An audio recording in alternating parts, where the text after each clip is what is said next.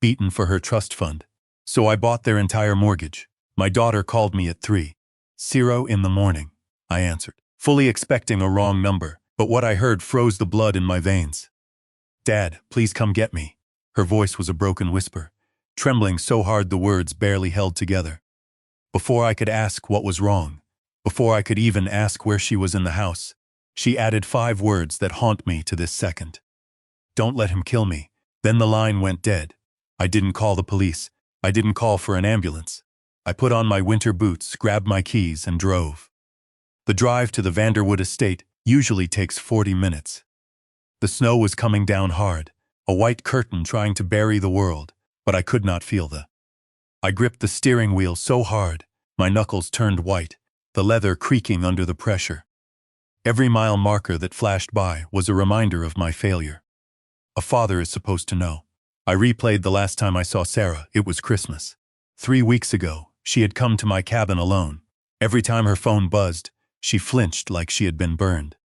I asked her if her husband, Justin, was treating her right. She smiled that practiced, brittle smile that didn't reach her eyes, and told me everything was perfect. She told me I wouldn't understand the pressure of high finance. I believed her because I wanted to believe her. I believed her because I thought I had raised a fierce fighter who would never let a man lay a hand on her. I was wrong. The wiper blade slapped against the glass, a rhythmic metronome counting down the agonizing seconds. I didn't care if the truck fell apart. I didn't care if I slid off the road into a ditch.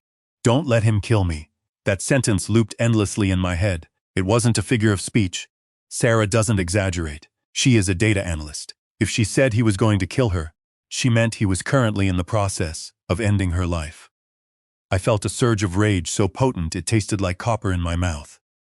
I had spent my entire life building a fortress of anonymity. I had buried my past. I did it so she wouldn't have to carry the weight of my shadow or attract the vultures that circle wealth. But tonight, Bill the mechanic officially died on Route 94. The man driving this truck now was someone else. I saw the towering iron gates of the Vanderwood estate looming in the headlights. I didn't slow down. I didn't look for the security code she had given me years ago. I shifted into low gear and aimed dead center. The truck shuddered as the steel bumper connected with the wrought iron. Metal screeched against metal, sparks flying brightly into the falling snow, and then the electronic lock gave way. I didn't stop to check the extensive damage to my truck.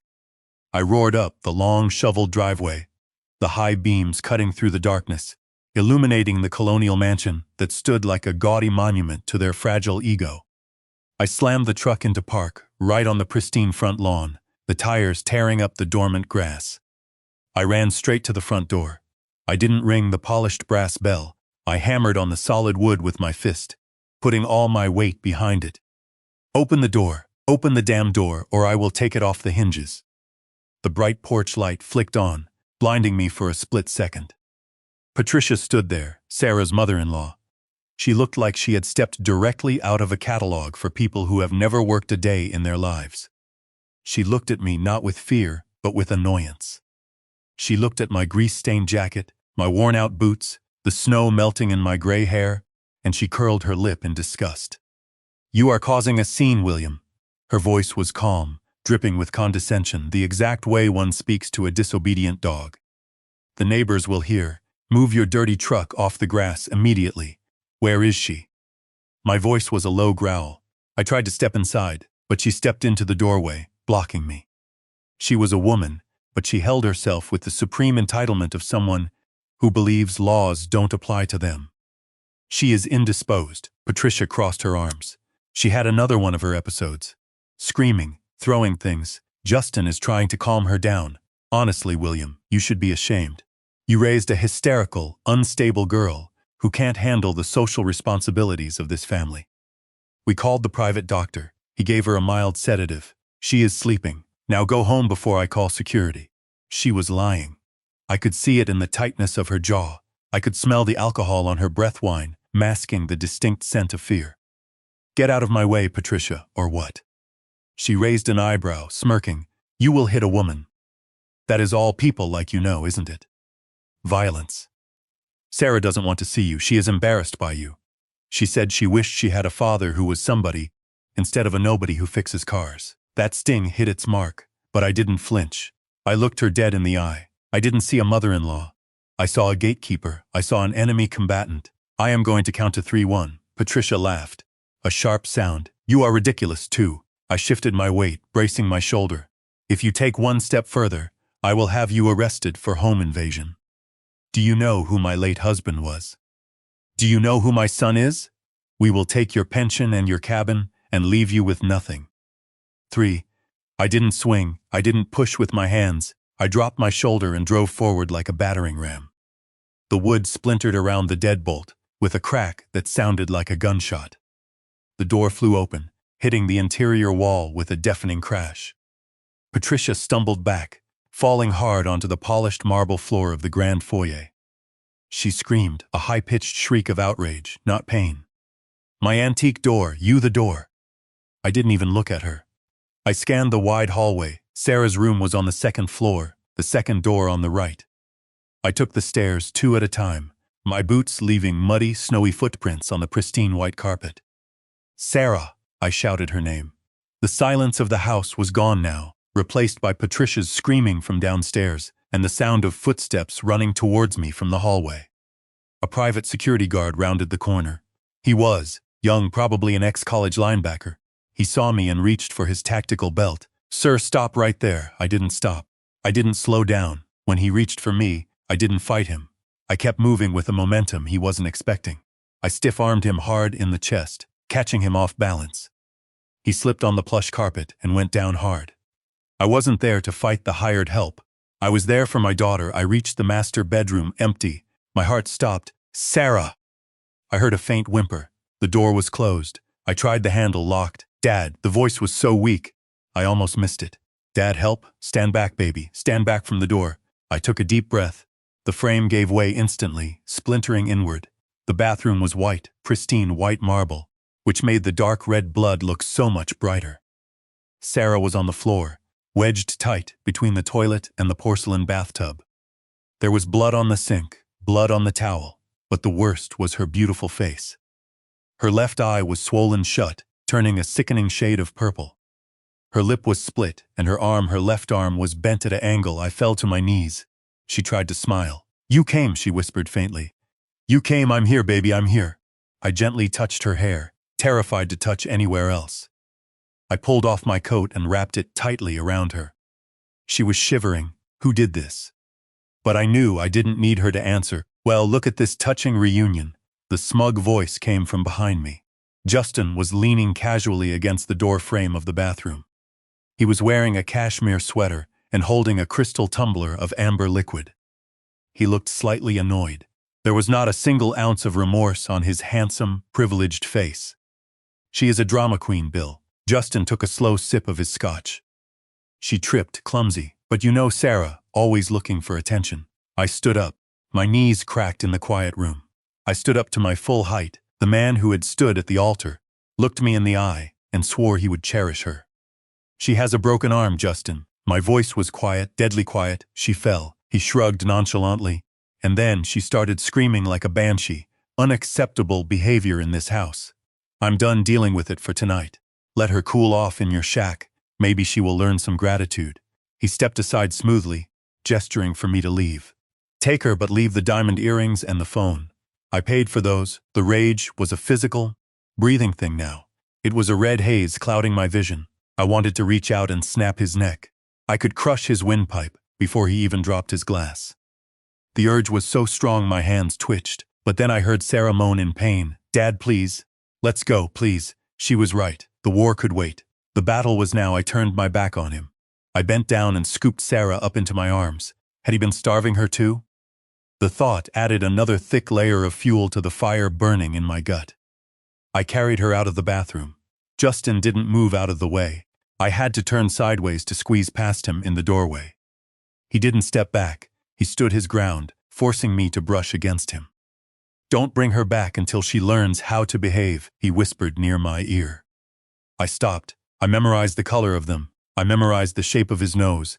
I memorized the smell of his cologne mixed with the foul sweat of a coward. You better pray, Justin. He laughed. Pray for what? Pray that I am a mechanic. I walked away. I carried my daughter down the winding mahogany stairs. She saw us and let out a dramatic, theatrical gasp.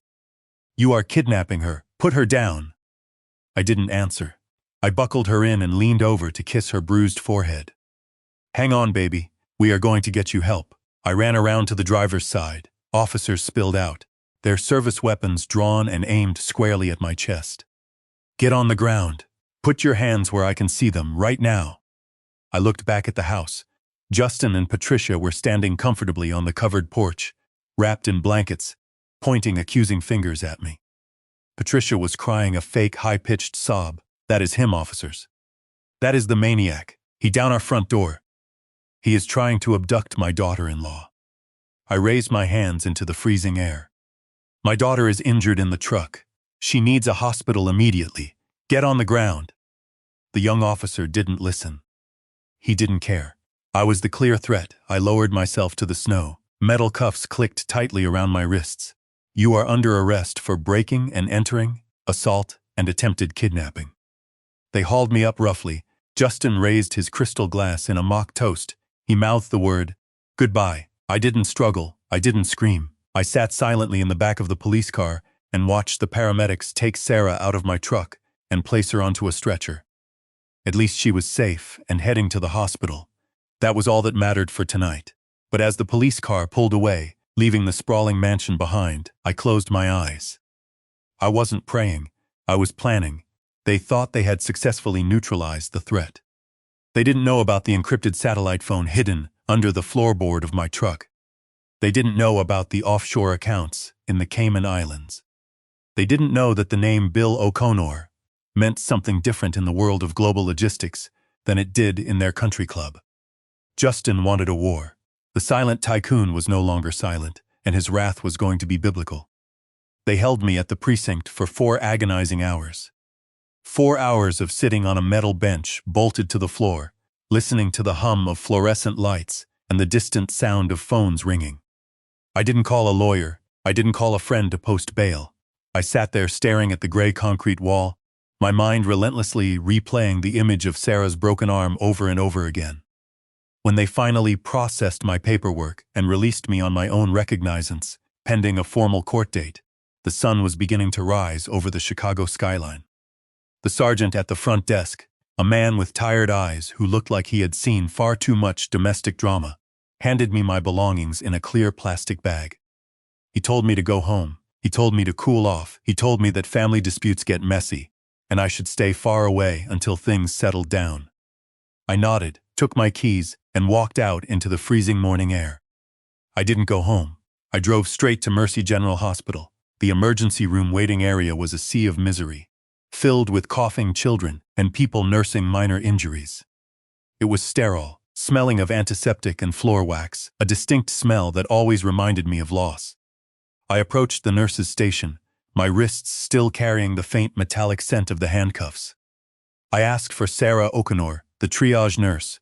A young woman with compassionate eyes typed the name into her computer terminal.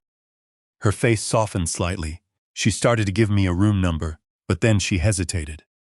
Her demeanor changed instantly from helpful to guarded. "I am sorry, sir," she said, her voice dropping a decibel.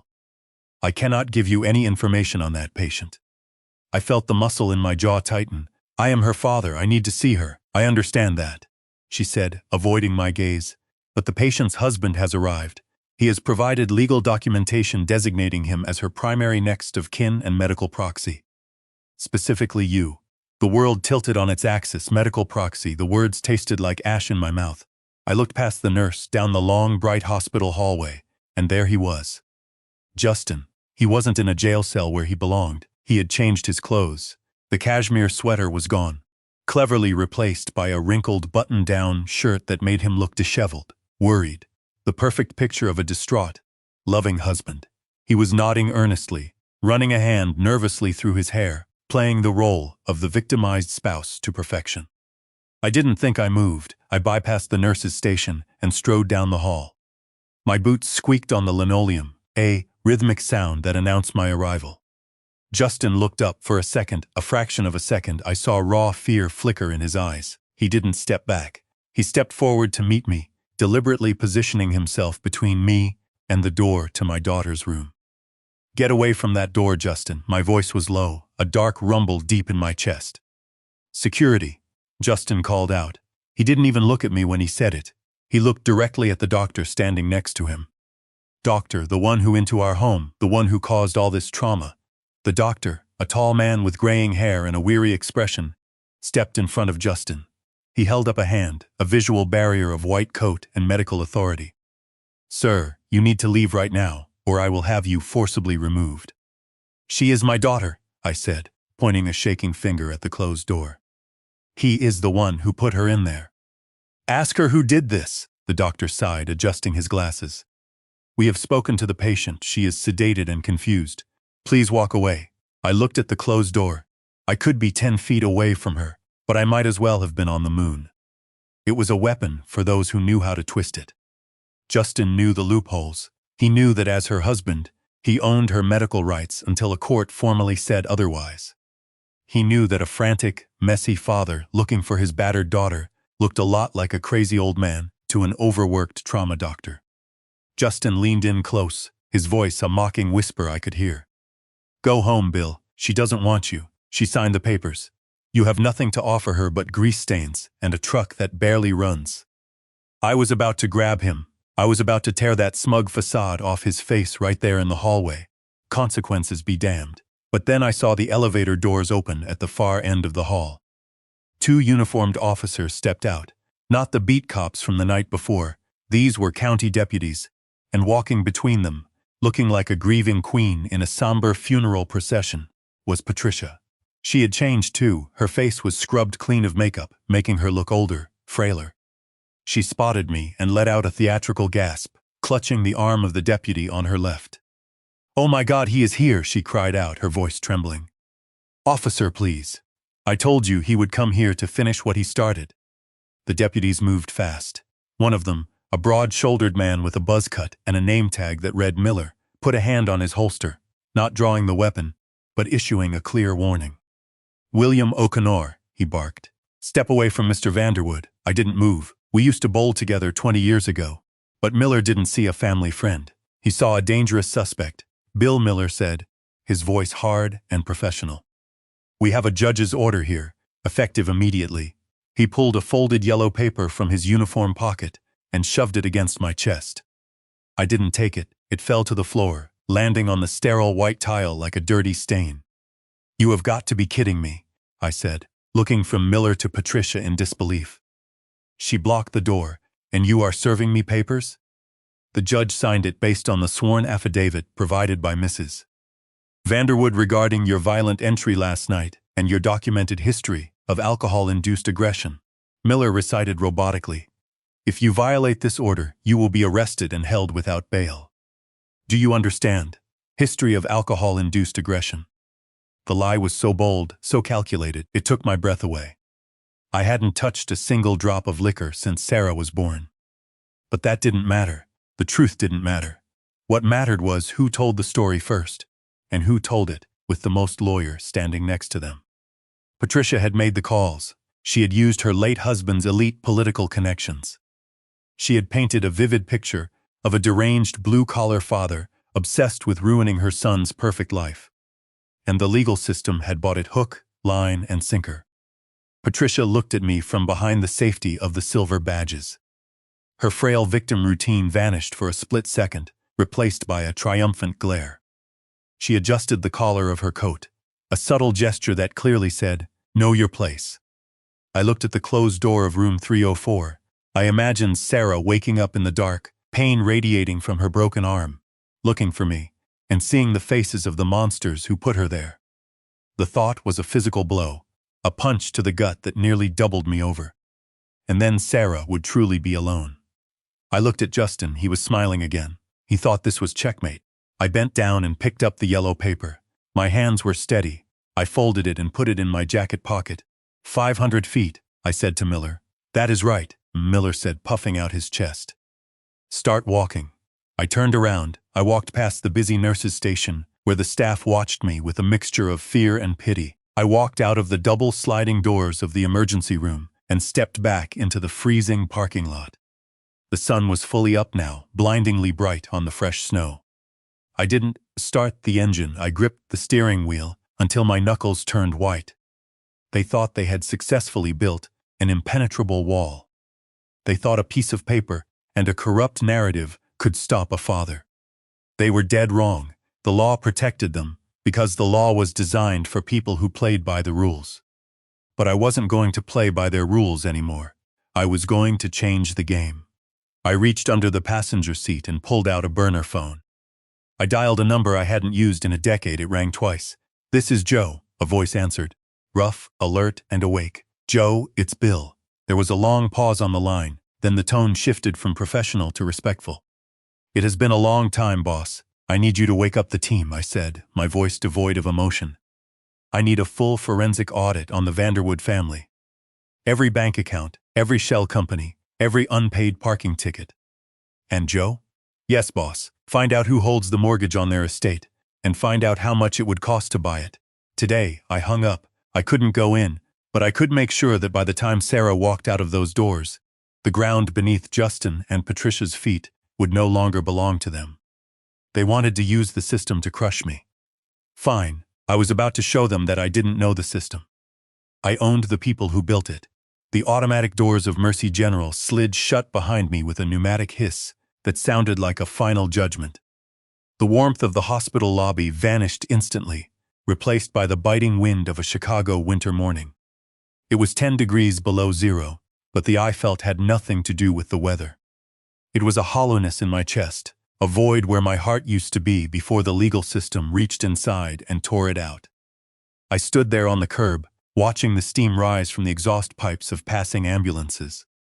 People walked by me, huddled in their coats, eyes downcast, oblivious to the old man standing like a statue in the snow. To them, I was another tragedy in a city full of them. A grandfather in a worn-out Carhartt jacket, defeated by the machinery of the world. And in a way, they were right. He had played by the rules, he had respected the law, and the law had handed him a restraining order and kicked him to the curb, while a predator sat comfortably by his daughter's bedside. I reached into my pocket and touched the folded yellow paper. 500 feet. That was the price of admission to my daughter's life. That was the wall they had built. My phone vibrated against my hip, a single short buzz. My hands were red and raw from but I didn't put my gloves on. A text message notification lit up the glass. The name on the screen made the bile rise in my throat. Justin. I swiped the screen. The message was short, and undeniably Justin, go back to planting vegetables. Old man, you will never find her, go home. I stared at those glowing letters. I read them once, twice, 3 times, the trembling in my hands, the shivering in my legs, the frantic racing of my heart. It all stopped. An unnatural silence descended over my mind. It was the same silence I used to feel 40 years ago, lying in the mud of a jungle, waiting for the enemy to cross the tripwire. It was the silence of clarity. For 3 decades I had buried that part of myself. I had buried the tactician who built a logistics empire from a single truck. I had traded my tailored suits for flannel shirts. I had traded boardroom battles for oil changes and spark plugs. I did it for Sarah. I wanted her to grow up without the shadow of my money, without the vultures that circle great wealth. I thought I was protecting her. I looked at the text message again. Go back to planting vegetables. I let out a breath, and it formed a white cloud in the freezing air. I realized then that my disguise had worked too well. Justin didn't fear me because he didn't know me. He saw the mask. He had no idea what lay beneath. He thought he was taunting a helpless old man. He didn't know he was poking a sleeping dragon. I walked to my truck. My boots crunched on the packed snow, a steady rhythmic march. I didn't turn on the heat. I needed it to keep me sharp. You want me to go home, Justin? I whispered to the empty cab. My voice sounded different, deeper, lacking the tremor of age. I will go home, but I am not going back to plant vegetables. I am going back to the war room. I put the truck in gear. I wasn't a father going home to cry, and when I returned, I wouldn't be bringing a wrench. I would be bringing an apocalypse. I drove toward the highway, my eyes fixed on the horizon. The time for mercy was over. The time for masquerades was done. It was time to show them who Bill O'Connor was. I reached under the passenger seat of the truck, my fingers tracing the metal of the floorboard, until I found the hidden seam. I pulled the latch. It gave way with a satisfying click, revealing a velvet-lined compartment. Inside sat an iridium satellite phone, a brick of black plastic and rubber that looked like a relic from the 90s. To anyone else, it was outdated junk. The battery was fully charged. I extended the thick antenna and pressed the power button. It rang once. The voice was crisp, alert, and devoid of surprise. Joe Moretti, Okonor, the majority shareholder of Okonor Global Logistics. Joe was the kind of lawyer who didn't sleep, didn't marry, and didn't lose. Joe, I said, the name feeling strange on my tongue after years of silence. I am activating the protocol. There was a pause on the other end, a silence that carried the weight of 1,000 unasked questions. Is it the girl, sir? Yes, I said, looking out at the white wasteland of the highway. They crossed the line. They put her in the hospital, Joe. They served me with a restraining order. I heard the sound of a chair scraping against a floor. I can have a team of litigators in Chicago by noon, Joe said. We will have that order quashed by dinner. Give me the word. No, I cut him off. My voice was calm, but it terrified me. It was the voice of the man I used to be, the man who swallowed competitors whole. No courtrooms, Joe. Courts are for people who want justice. I don't want justice. I want ruin. I watched a snowplow drive past, sparks flying as its blades scraped the asphalt. I want you to initiate Operation Shark Hunt. I heard Joe take a sharp breath. Sir, that is a scorched earth policy. You will be exposing your position. The board will know you are active. The market will react. Let them react. I snapped. Here is what I need, and I need it in the next 12 hours. First, I want a full forensic autopsy on the Vanderwood family.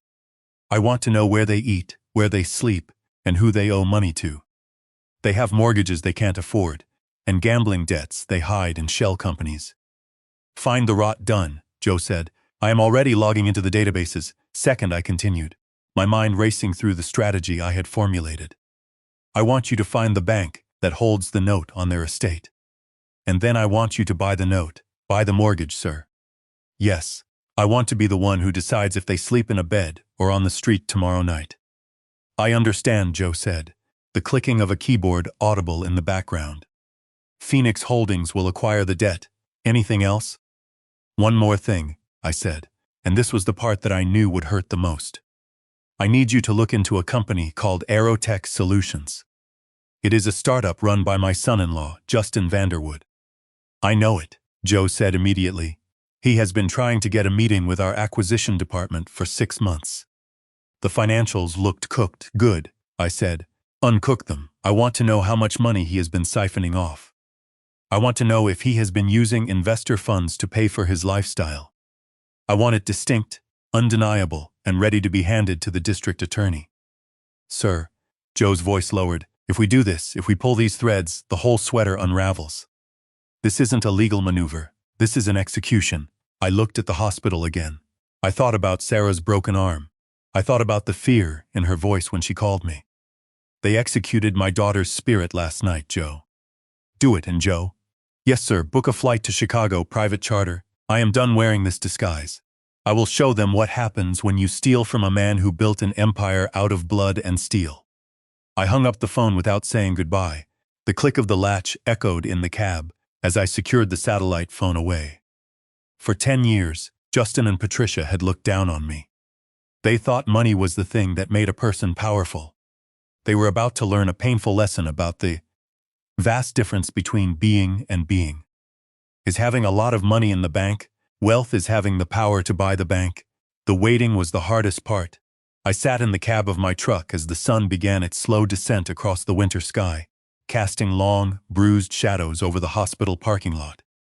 4 agonizing hours of watching people come and go through the sliding glass doors of the emergency room, wondering if my daughter was awake, wondering if she was in pain, wondering if she knew her father was 100 yards away, barred by a corrupt legal system. I checked my watch. 1 o'clock. Joe was efficient. If he hadn't called yet, it was because he was digging deep. It was because he found something that required double verification. Then, the satellite phone in the hidden compartment buzzed a single angry vibration against the metal floorboard.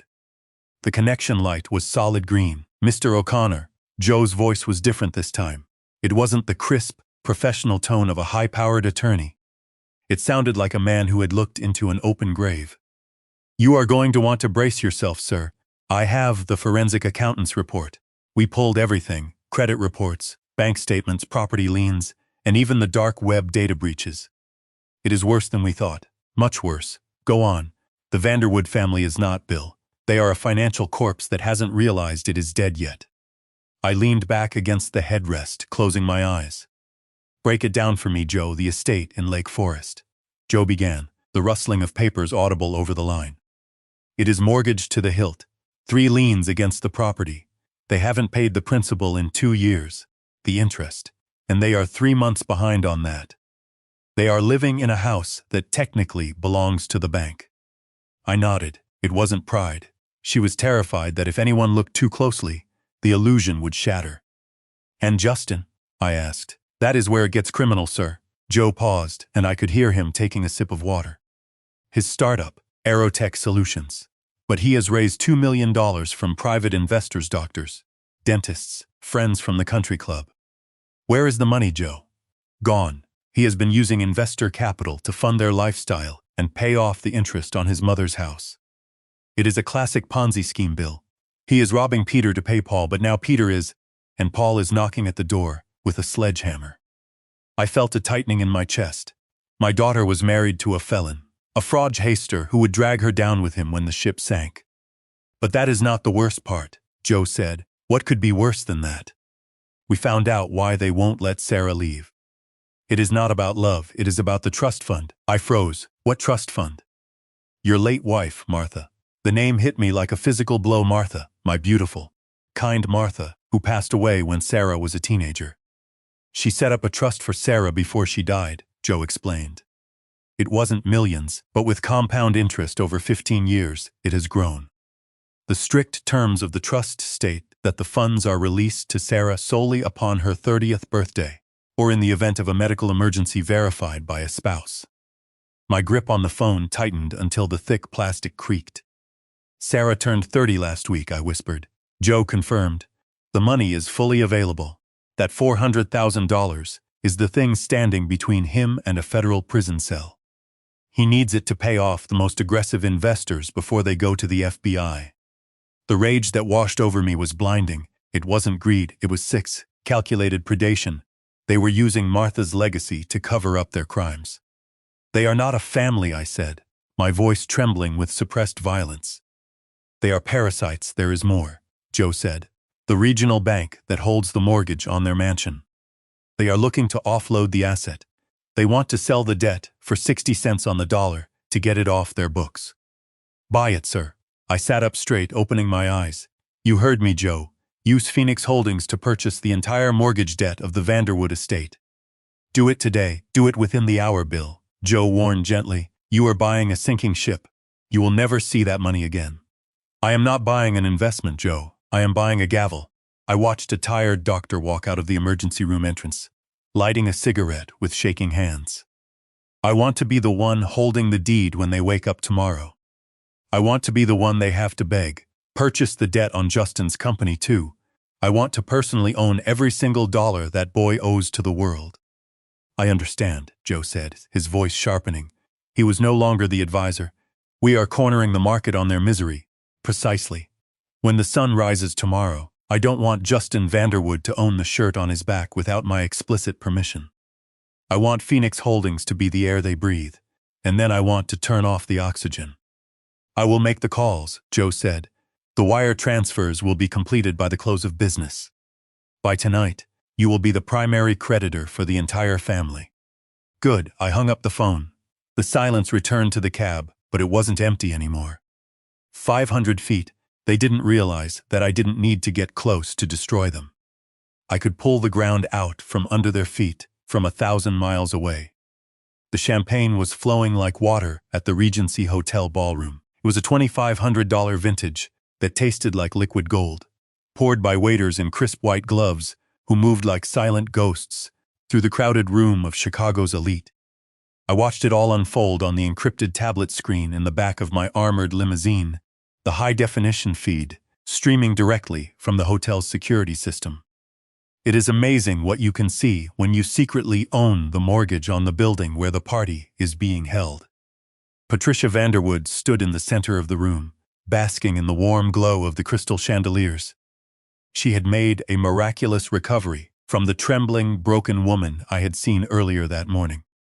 The fear was gone, scrubbed away, and expertly replaced by a thick layer of foundation and towering arrogance that looked like armor. She wore a crimson gown that looked like it had been dipped in blood. She held court with a tight circle of women who nodded at her every word, desperate to be close to the woman who had pulled off the financial coup of the century. I turned up the volume on the tablet. The microphone above the bar picked up her voice clearly. "It was a nightmare, Patricia was saying, gesturing broadly with her delicate flute of champagne. "That man, that dirty mechanic, he is unhinged. He tried to break down our front door with a tire iron. Can you imagine? We had to call the SWAT team to properly subdue him." The women gasped in performative horror. One of them, a woman with too much surgery and too empathy, touched Patricia's arm gently. "You dear, how is she handling her father being a violent criminal?" Patricia sighed, a dramatic, tragic sound calibrated for sympathy. "We are doing our best to protect her, but you know how it is.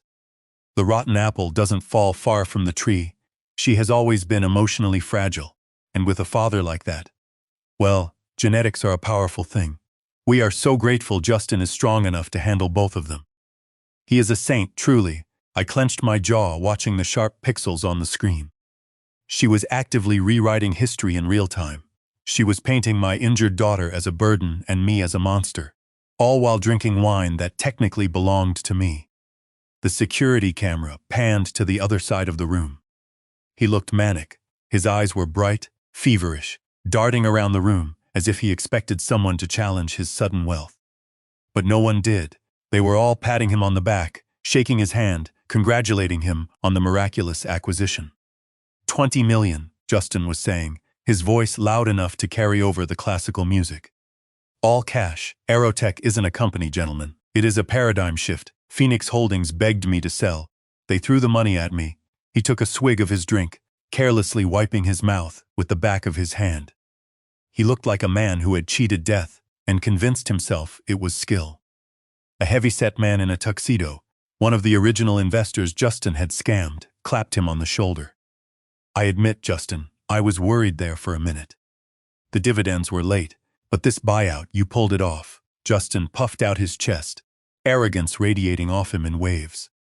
"I told you, Frank, you have to have vision. True leaders execute. And now we are looking at rapidly expanding. Maybe buying a vacation home in the Hamptons. Sarah needs the sea air to recover from her episodes." The mention of Sarah made the investor chuckle nervously. "Your wife is a sweet girl, Justin, but her family. That father of hers showed up at the club last month, looking like he cleans pools for a living." Justin laughed, a sharp bark. "Don't worry about Bill. He doesn't understand how the modern world works. He doesn't get that in this world. The guys with the smartest lawyers always win." I watched him raise his glass high in the air. "To the winners." Justin shouted, "To the winners." The elite crowd echoed. They drank. They felt safe. They thought the storm had safely passed. They didn't realize they were currently standing in the dead center of the eye of a hurricane. I looked out the tinted window of the limousine. I adjusted my platinum cufflinks. I checked the perfect knot of my silk tie in the dark reflection of the glass. The man staring rigidly back at me wasn't Bill. He wasn't a humble mechanic. He was a great white shark that had finally smelled blood in the water. I tapped the driver's partition. "Pull up to the main entrance," I commanded, "and call the security detail. Tell them to block all the exits. No one leaves that ballroom until I say they leave." "Yes, Mr. Chairman." I looked back at the screen one last time. Justin was kissing his mother on the cheek. They looked so happy, so secure. "Enjoy it," I whispered to the screen. "Enjoy that champagne. It is the last thing you will ever taste." The car slowed down smoothly. The doorman rushed forward to open the door. I stepped out onto the red carpet. I buttoned my tailored jacket. I walked confidently through the revolving doors, my team of elite lawyers flanking me like a pack of wolves. The classical music from the ballroom drifted down to the grand lobby. Appropriate. They were dancing blindly on the edge of a cliff, and I was about to push them off. I walked steadily toward the elevators. We didn't need invitations. We owned the building. As the elevator doors closed, cutting off the noise of the lobby, I closed my eyes and pictured Sarah's bruised face. I pictured the fear in her eyes when she signed that paper in the hospital. I pictured the purple bruise on her arm. I am coming, baby, I thought, and I am bringing the thunder. The elevator dinged. The music was loud now. The laughter was deafening. I stepped out into the wide corridor. The double doors to the ballroom were closed. 2 security guards stood there. They saw the look in my eyes. They stepped aside instantly. Without a word, I reached out and placed both hands flat on the oak doors. I didn't push them yet. I waited for a lull in the music. I waited for the silence between the beats. And then I threw them open. The oak doors of the ballroom didn't open. They swung apart with a resonant thud that cut sharply through the ambient noise of the party like a gavel striking a judge's bench. The sound was authoritative, final, and impossible to ignore. The string quartet seasoned professionals, who had played seamlessly through drunken toasts and awkward speeches, faltered. The violinist missed a beat. The cellist lowered his bow, and a suffocating silence descended upon the room that was heavier than the crystal chandeliers hanging above us. I stepped confidently across the threshold. I wasn't wearing the grease-stained jumpsuit anymore. I wasn't wearing the flannel shirt or the worn-out work boots that Justin had mocked for 10 long years. I was wearing a charcoal gray 3-piece bespoke suit, cut from Tasmanian wool by a master tailor in Milan, who flew to New York to properly take my measurements. It was the kind of suit that didn't fit. It armored you. It absorbed the light rather than reflecting it. My shirt was crisp white starch against the dark fabric, and my tie was a deep blood-red silk. On my wrist, the Patek Philippe watch that cost significantly more than Justin's entire fraudulent startup ticked silently, a mechanical heartbeat of immense wealth. I walked into the room. I didn't rush. I moved with the slow, predatory grace of a man who owns the ground he walks on. The click of my Italian leather shoes on the marble floor echoed in the silence, a rhythmic sound, click, click, click. The reaction of the room was a wave of physical force. At first, there was deep confusion. The guests, the elite of Chicago, squinted at me. They didn't recognize Bill, the mechanic. They saw a titan. I saw a rival banker I had destroyed in a hostile merger 5 years ago, standing near the lavish buffet. He dropped his silver fork. It clattered onto his porcelain plate, a sharp, jarring noise. He grabbed his wife's arm, pulling her back forcefully, his eyes wide with a mixture of instant recognition and terror. He knew that the man walking steadily toward the stage wasn't a party guest. He was a corporate executioner. The crowd parted. It wasn't a conscious decision on their part. It was animal instinct. It was the exact way a herd of gazelles separates rapidly when a lion walks through the tall grass. Women in $5,000 gowns stepped back sharply, clutching their pearls, sensing the danger rolling off me in waves. Men who had spent the evening boasting about their investment portfolio found their shoes interesting, avoiding eye contact, terrified that looking directly at me might turn them to stone. I kept my eyes locked on the stage. Justin and Patricia were still standing there, frozen in a tableau of arrogance. Patricia was the first to realize something was terribly wrong. She wasn't looking at my face. She was looking at the exact way the ballroom light caught the platinum cufflinks. She was a woman who worshipped money, and she recognized the high altar instantly when she saw it. She gripped Justin's arm tight, her manicured fingernails digging deep into his sleeve. But Justin was drunk. He blinked hard against the spotlight, swaying slightly. He looked at me, and his alcohol-soaked brain flatly refused to process the visual information. He didn't see the Brioni suit. He didn't see the power. He saw the face of the man he hated. He laughed. He pulled his arm away from his mother and stepped right to the edge of the stage, grinning like a jackal. "Well, look who decided to crash the party." Justin shouted directly into the microphone. His voice boomed through the speakers, distorted and slurred. The crowd didn't laugh with him this time. They shifted uncomfortably. They looked rapidly from him to me, sensing the disparity in power, terrified of being on the wrong side of history. "Ladies and gentlemen," Justin continued, gesturing at me with his empty glass. "Look at this. What is the matter, Bill? Is the plumbing backed up?" He waited for the applause. A suffocating silence. Justin's smile faltered. He turned back to me, his eyes narrowing. "Get out," he hissed, abandoning the microphone. "You are embarrassing yourself. Who did you steal that suit from? A dead man. I didn't stop walking. I was 10 feet away from the stage now. It smelled like sour wine. Security. Justin screamed, his voice cracking.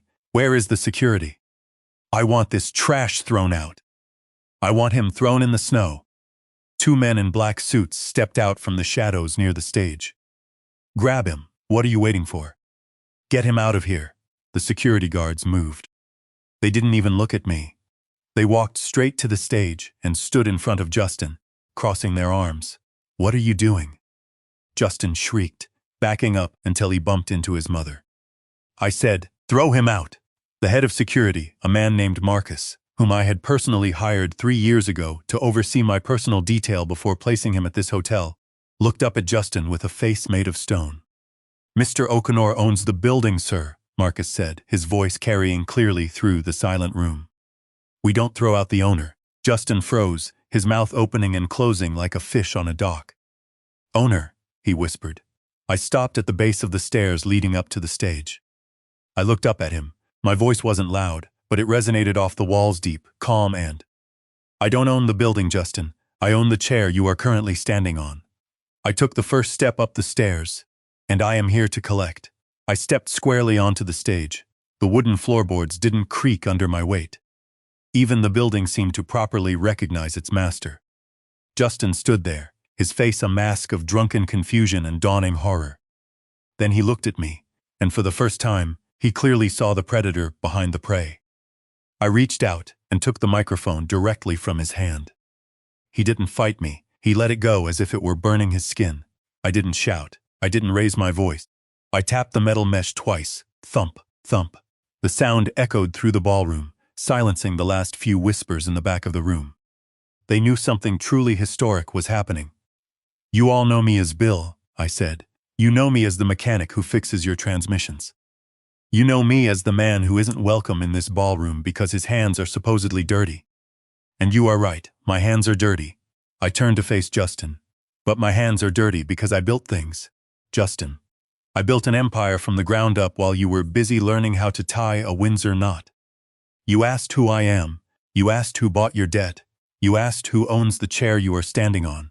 I signaled to the technician in the sound booth. My elite team had already commandeered the control room. Allow me to introduce myself properly, I said. I am William J. O'Connor, founder and majority shareholder of O'Connor Global Logistics. And I am the sole proprietor of Phoenix Holdings. A loud gasp went through the room. It started in the front row and rippled back like a shockwave.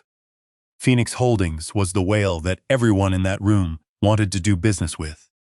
It was the invisible hand that moved markets, and the man standing on stage in a bespoke suit had admitted he was the wizard behind the curtain. Justin's knees gave out. No, he whispered. That is impossible. You are a nobody. I ignored him. I looked at the projection screen behind the band. You were celebrating a sale tonight. Justin, you told them you were the future. I walked closer to him. But you forgot the first rule of business, especially the clauses regarding fraud, embezzlement, and moral turpitude. I nodded sharply to the booth. Play it. The screen flickered to life. The high-definition footage from the hidden camera in the hospital room illuminated the ballroom with a light. There was Justin, leaning over Sarah's hospital bed. The audio played through the speakers, crisp and damning. If you keep telling people I hurt you, they are going to think you are insane. They are going to lock you up in a padded room, Sarah. Is that what you want? The crowd in the ballroom went dead silent. The women who had been praising Justin covered their mouths in horror. The investors who had clapped him on the back looked sick to their stomachs. The video continued. Your mother's trust fund. Do it, Sarah, or I swear to God I will have you committed. Make a mark. Sign it. Then, the sickening sound of Sarah sobbing as he grabbed her injured hand and forced her to sign the document. The video ended with Justin smiling that greedy, sociopathic smile and walking away with his prize. The silence that followed was deafening. It was the sound of a reputation being incinerated. Justin was on his knees now, shaking uncontrollably, his head buried in his hands. Patricia was hyperventilating, trying to hide behind a speaker. You didn't sell your company, Justin, I said, my voice echoing like thunder. You signed a confession, the mortgage on your house? You owe it to me. And the coercion you used to steal my daughter's trust fund? That belongs to the district attorney. As if on cue, the doors at the back of the ballroom burst open again. It wasn't hotel security, it was the county sheriff, followed by 4 deputies in full uniform. They didn't pause. They marched straight to the stage, the handcuffs already out. "Justin Vanderwood," the sheriff barked, "you are under arrest for fraud, extortion, and felony domestic assault." "Stand up." Justin didn't stand. She crawled toward my Italian shoes, tears ruining her makeup. "William, please," she sobbed. "Please, we will give you the house. Don't let them take my boy." I looked down at her. I didn't feel an ounce of pity. I felt nothing. "You have 24 hours to vacate my house." "Patricia," I said, "leave the keys on the counter. The new locks will be installed at noon tomorrow." I turned my back on them. The sheriff hauled Justin to his feet and dragged him through the crowd. No one said a word. They stepped away, as if he were contagious. I walked down the stairs of the stage and headed for the exit. The predators were caged, and their fortress was reduced to ash. A week later, Sarah and I sat on the wide porch of a beautiful beachfront house in the Hamptons. She looked out at the ocean, A's smile playing on her lips for the first time in years. We didn't talk about Justin. We didn't need to. Patricia was living in a motel outside the city, bankrupt, ignored by the friends she had tried so hard to impress. Sarah leaned her head against my shoulder. The sun was warm, and the sound of the waves was calming. "Dad," she said. "Yes, baby, I thought you were a mechanic." I wrapped my arm around her, holding her close. The man I had finally become again. "I am," I smiled. "I decided to fix the world for you." And as we sat there listening to the waves, watching the sunset paint the sky in brilliant strokes of gold and purple, I knew we were finally safe. The shadows of our past had been completely burned away, leaving only the bright, undeniable truth that no one, no matter how rich, no matter how powerful, would ever hurt my little girl again.